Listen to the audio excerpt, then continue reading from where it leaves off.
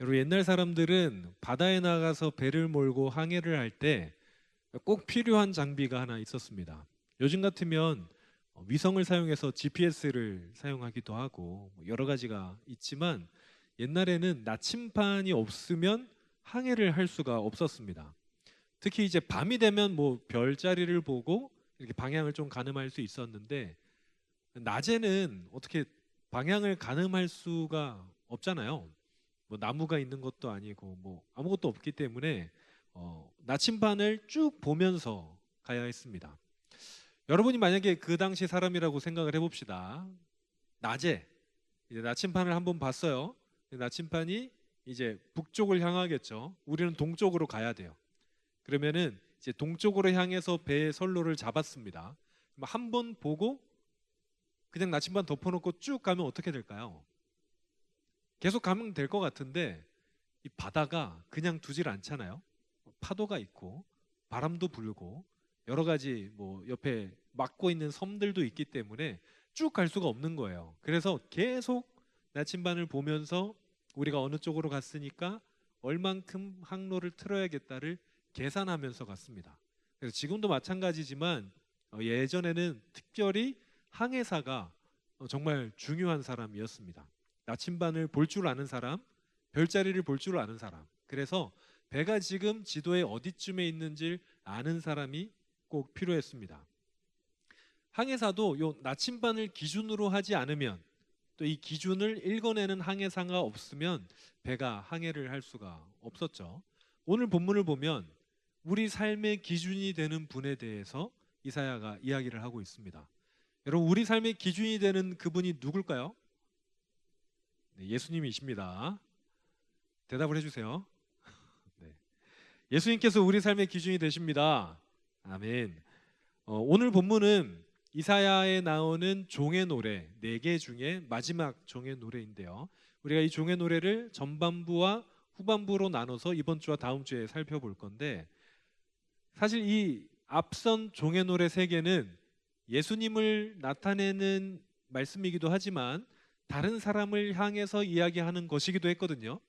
그런데 오늘 본문은 아주 명확하게 예수님을 향한 말씀입니다. 오늘 본문을 통해서 우리가 예수님에 대해서 더 깊이 알아가기를 소망합니다. 본문에서 이사야는 구세주이신 메시아이신 예수님에 대해서 예언하면서 먼저 이렇게 묻습니다. 우리가 전한 것을 누가 믿었느냐? 여호와의 팔이 누구에게 나타났느냐? 자, 선지자가 전한 것은 하나님의 말씀입니다. 그러니까 이사야가 사람들에게 하나님의 말씀을 누가 믿었느냐? 먼저 이렇게 묻는 거예요. 아마도 당시 사람들이 이사야가 전하는 하나님의 말씀을 잘 믿지 않았던 것 같습니다. 그리고 또 이어서 이사야가 뭐라고 말합니까? 여호와의 팔이 누구에게 나타났느냐? 요거를 연결해 보면 어떤 의미가 되냐면 하나님의 뜻이 누구에게 나타났는지를 여호와의 팔이 하나님의 뜻이란 의미거든요.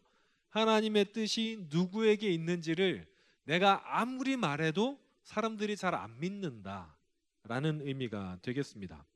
그렇다면 왜 사람들이 하나님의 말씀을 잘 믿지 못했을까요? 그거는 이사야를 통해서 하나님께서 말씀하신 그 말씀이 메시지가 사람들의 기대와 약간 달랐기 때문입니다. 여러분 일반적으로 메시아다라고 하면 유대 사람들이 메시아다라고 하면 영웅을 기다렸습니다. 지금 어려운 내 상황을 그때 식민지로 잡혀 있고 나라가 망해 있고 굉장히 어려움을 겪고 있는 우리의 상황을 획기적으로 영웅적으로 완전히 소생시켜 주실 분을 기다리고 있었습니다. 여러분 영웅이라고 하면 사람들이 보기에 매력적인 사람일까요? 별로 그렇게 매력이 없는 사람일까요? 매력적인 사람일 확률이 높습니다. 오늘 한 친구가 대답을 굉장히 잘해주고 있는데 나중에 커피라도 한 잔 줘야겠어요. 여러분 본문에서 이렇게 얘기하죠. 연한 순 그리고 마른 땅에서 나온 뿌리 뭐 이렇게 얘기합니다. 연한 순이면 뭔가 좋은 의미 같지만 오늘 본문에서는 좋은 의미가 아니에요. 혹시 식물을 키워보신 분이 있는지 모르겠는데 식물도 싹이 나올 때 아주 싱싱하고 튼튼한 식물이 있고요. 비실비실하고 굉장히 말라가는 식물이 있습니다. 여러분, 비실비실하고 말라가는 애는 제대로 서 있지도 못하고 이렇게 막 굽어 있고 뭐 쪼글쪼글해 있고 그렇게 좋아 보이지 않아요. 보면은 좀 있으면 얘가 죽겠구나 뭐 이런 생각이 듭니다. 그런데 튼튼하고 싱싱하게 나오는 아이들은 막 이렇게 푸릇푸릇하고 막 이렇게 조그만데도 바삭바삭 서 있고 쭉쭉 자라는 친구들이 있습니다. 오늘 본문에서 말하는 거는 비실비실한 순 같다는 의미예요. 마른 땅에서 나온 식물이 얼마나 볼품 없는지 아마 식물을 키워보신 분은 알 겁니다. 외형으로는 메시아가 외형으로 보기에는 우리가 보기에 좋아할 만한 것이, 흠모할 만한 것이 아무것도 없다라고 얘기합니다. 이어서 3절에서 이사야가 메시아가 외형뿐만 아니라 메시아의 삶도, 그 메시아의 발자취도 사람들이 그렇게 따라하고 싶은 삶은 아니었다라고 이야기를 하는 거죠. 왜냐하면 여러분, 일반적으로 영웅이고 메시아라고 보면 우리가 닮고 싶은 분, 저 사람처럼 살고 싶다라고 생각하는 분이어야 되는데, 메시아는 어떻다고 합니까? 사람들한테 버림을 받는데요, 멸시를 당한대요. 여러분, 누가 사람들에게 멸시받고 싶습니까? 누가 살아가면서 사람들에게 버림받고 싶어 합니까? 여러분, 버림받는 삶을 살고 싶으세요? 아니면 사랑받는 삶을 살고 싶으세요? 물어보면 누구나 사랑받는 삶을 살고 싶다고 합니다. 그런데 메시아는 버림을 받는데요. 이러니 이게 누가 그 메시아라고 생각을 하겠습니까? 그런데 여러분, 예수님이 진짜 이랬습니까? 예수님이 정말 우리는 도저히 좋아할 만한 게 하나도 없고 따라하고 싶지 않은 삶을 사셨나요? 생각해 보면 예수님 생전에 이렇게 산에 앉아서 제자들을 가르치실 때 수천 명이 따라왔어요. 언젠가는 그 사람들이 배고파서 먹을 것을 나눠주려고 했더니 있는 게 5병이요, 보리떡 5개, 물고기 2마리밖에 없어서 그거를 기적적으로 떼어서 나눠주시니까 거기에서 먹었던 남자만 5,000명이었더라라고 기록이 남아 있습니다. 그러면 거기에는 수만 명이 있었다는 거거든요. 사람들이 예수님을 안 좋아하지는 않은 것 같아요. 그러니까 따라다녔겠죠. 예수님께서 예루살렘에 입성하실 때 예루살렘에 있는 대부분의 유대인들이 나와서 호산나를 외치면서 종려나무 가지를 바닥에 깔고 흔들었다고 기록되어 있습니다. 여러분, 그런 행위는 언제 하는 거냐면 왕이 입성할 때나 전쟁에서 승리한 장군이 입성할 때나 그렇게 하는 거예요. 그러니까 예수님을 사람들이 그때는 좋아했다는 거죠. 그런데 왜 이사야의 예언은 이럴까요? 메시아는 환영받지 못할 것이다. 우리가 흠모할 만한 외형이 하나도 없다. 누군가는 이 말 때문에 예수님께서 굉장히 못생기셨을 것이다, 이렇게 생각하는 사람도 있는데 아니었기를 바랍니다. 아무튼 그건 저는 알 수가 없죠. 그런데 그 당시 사람들의 행동을 보면 예수님의 어떤 흠모할 만한 게 없다? 그렇지는 않은 것 같아요. 그런데 그러면 이사야의 예언이 틀렸을까요? 예수님께서 돌아가시기 3일 전까지만 보면 이사야의 예언이 그렇게 맞지 않는 것 같은데 마지막 3일을 보니까 이사야의 예언이 성취된 것 같습니다. 왜냐하면 그 마지막 예수님께서 최후의 만찬을 하시고 이제 잡히신 후에 십자가에 달리시고 부활하시기 전까지는 누구도 닮고 싶어 하지 않는 인생의 마지막이었거든요. 여러분, 예수님의 인생의 마지막이 어땠습니까? 제자들에게 배신당하고 극심한 육신의 고통을 당하면서 십자가에 죽으셨습니다. 어떤 사람도 예수님처럼 인생을 마무리하고 싶지 않을 거예요. 여기서 누가 전기 의자에 앉아서 생을 마무리하고 싶은 사람이 있습니까? 도대체 누가 사형당하는 인생을 살고 싶어 하겠습니까? 그렇지 않잖아요? 그걸 보면 이사야의 예언이 성취되었구나라는 것을 우리가 알게 됩니다. 예수님은 전혀 사람들이 기대하지 못하는 모양으로 이 땅에 오셨습니다. 메시아가 이럴 것이다라는 기대에 하나도 부합하지 않는 모습으로 이 땅에 오셨습니다. 여러분, 우리가 삶을 살아가면서 귀하게 여기는 가치가 뭡니까? 요걸 알려면 우리가 어떤 사람을 부러워하는지를 보면 우리가 제일 중요하게 여기는 가치가 무엇인지 알 수가 있어요. 만약에 TV에서 굉장히 유명하고 굉장히 사람들에게 영향력이 높은 사람을 보면서 야, 참 저 사람처럼 살고 싶다, 되고 싶다라고 하면 그 사람의 가치관은 유명한 것이거나 영향력 있는 사람일 겁니다. 어렸을 때 여러분, 나도 위인전기에 나오는 사람처럼 되고 싶다라고 생각한 친구들이 여기 손 들어보라 그러면 별로 안 들겠지만 아마 있을 거예요. 아니면 요즘 시대에 누가 부자로 살고 싶지 않은 사람이 누가 있겠습니까?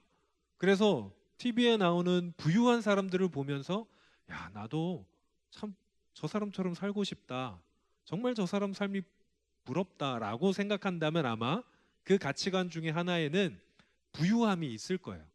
삶의 큰 가치관 중에 무언가가 있을 겁니다. 세상이 정말 많이 변했지만 예나 지금이나 사람들이 바라는 거는 비슷했습니다. 그런데 우리 주님은 정말 사람들이 원치 않는 새로운 모습으로 이 땅에 오셨습니다. 우리 주님의 외형, 겉모양, 드러난 행적은 사람들이 닮고 싶지 않은 행적이에요. 아까 말씀드렸듯이 그런 삶을 누가 닮고 싶어 하겠습니까? 어떤 사람도 존경받고 싶어 하지 버림받고 싶어 하지는 않습니다. 그런데 여러분, 예수님의 삶을 보려면 그래서 겉만 보면 안 돼요. 이 세상에서 사람들에게 버림받고 잔혹하게 십자가에 달리신 그분의 그 십자가 위에 겉으로만 보면 그냥 실패한 인생일 뿐이지만 그 너머에 하나님이 계신 것을 보아야 됩니다. 온 세상의 사람들의 죄를 용서하기 위해서 하나님의 뜻이 그 십자가에 있었기에 하나님의 뜻에 따라 십자가에 달리신 그 주님의 삶을 볼 수가 있어야 됩니다. 오늘 이사야가 처음 우리에게 던진 질문이 있습니다. 뭐냐면 누구에게 하나님의 팔이, 누구에게 하나님의 뜻이 있었느냐라는 질문입니다. 여러분, 예수님 그 시대에 하나님의 뜻이 누구에게 있었습니까? 그 당시 거기서 제일 높았던 사람은 총독이었던 빌라도인데 하나님의 뜻이 빌라도에게 있었습니까? 그렇지 않습니다. 아니면 그 당시에 종교적으로나 민족적으로나 가장 존경받던 사람들은 대제사장들인데 거기에 하나님의 뜻이 대제사장이었던 가야바에게 있었을까요? 그렇지 않습니다. 제가 견식이 짧아서 그 당시에 누가 가장 부자였는지는 잘 모르겠지만 이스라엘이나 로마에서 가장 부유한 사람이 하나님의 뜻을 나타낼 수 있었을까요? 아니요. 그럼 그 시대의 가장 위대한 장군이나 존경받는 철학자가 하나님의 뜻을 나타나는 삶을 살았겠습니까? 그렇지 않습니다. 십자가에 달리신 예수님을 통해서 하나님의 뜻이 드러났습니다. 우리는 예수님을 통해서 하나님의 뜻을 바라볼 수 있잖아요. 십자가를 바라보면서 거기에 있는 하나님의 뜻을 정확하게 우리는 인지하게 됩니다. 여러분, 하나님의 팔이 누구에게 있습니까? 하나님의 뜻이 누구에게 있습니까? 여러분은 어떤 삶을 살아가고 싶어 합니까? 오늘 하나님이 그렇게 묻습니다. 내 아들아, 내 딸아, 너희는 어떤 삶의 방향을 살아가려고 하니? 여러분, 하나님의 뜻을 나타내는 삶이 무조건 고난받는 삶을 의미하는 건 아닙니다. 그렇다고 무조건 성공하는 삶이 있는 것도 아니에요. 하나님의 뜻이 있는 곳에 때로 성공이 있을 수 있고 때로 고난이 있을 수 있습니다.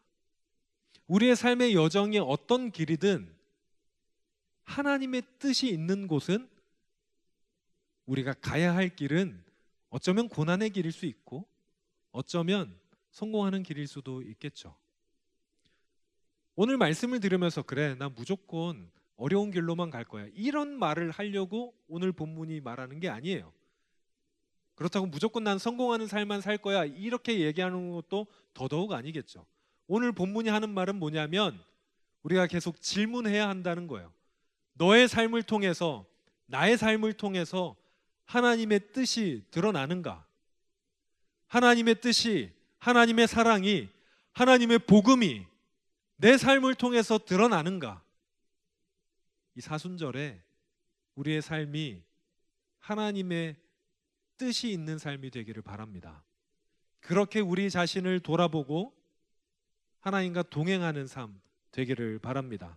사랑하는 여러분, 이 사순절에 우리의 삶의 방향을 바라봅시다. 나침반이신 그 주님을 계속해서 바라보면서 시시때때로 확인하면서 나의 삶의 방향이 하나님께로 향한 것인지를 계속해서 생각하면서 우리 주님을 따라가는, 주님이 계신 방향으로 나아가는 우리 모두 되기를 소망합니다. 찬양팀 앞으로 나와주시고요. 사랑하는 여러분, 하나님의 뜻이 있는 그 길이, 하나님이 우리를 초대하는 그 길이 아까도 말씀드렸지만 때로는 어려운 길일 수도 있습니다. 때로는 고난받는 길일 수도 있습니다. 하지만 그 길이 조금 어렵더라도, 조금 돌아가는 것처럼 보일지라도 그곳에 하나님의 뜻이 있다면 그 길로 걸어가시길 바랍니다. 왜냐하면 거기에 하나님이 계실 거예요. 여러분, 우리가 아무리 어려워도 하나님 함께 하시면 갈 수 있잖아요. 굉장히 기쁜 길인데 거기에 하나님 없으면 정말 기쁘진 않을 거잖아요. 그러니 여러분, 하나님이 계신 곳으로 가시길 바랍니다. 그럴 때 우리 평생 하나님과 동행하며 기쁨으로 주님과 연합하는 우리 모두가 될 것입니다.